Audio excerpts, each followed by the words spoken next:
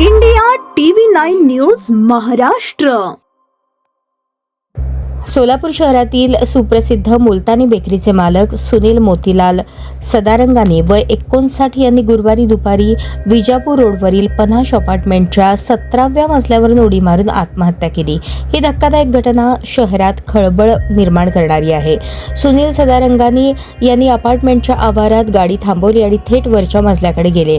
काही वेळाने त्यांनी बालेकिल्ल्यावर हात जोडून प्रार्थना करत उभे असल्याचे लोकांनी पाहिले. अचानक त्यांनी खाली उडी मारली आणि घटनास्थळीच त्यांचा मृत्यू झाला. ही घटना सीसीटीव्हीमध्ये कैद झाली आहे. पोलिसांनी आकस्मिक मृत्यू म्हणून नोंद केली असून आत्महत्येचे कारण अद्याप स्पष्ट झालेले नाही. सदारंगानी काही काळापासून आर्थिक अडचणीत होते आणि मानसोपचार तज्ज्ञांकडे उपचार घेत होते अशी माहिती त्यांच्या कुटुंबियांनी पोलिसांना दिली आहे. त्यांना 2 मुले असून एक अमेरिकेत तर दुसरा पुण्यात व्यवसाय करतो.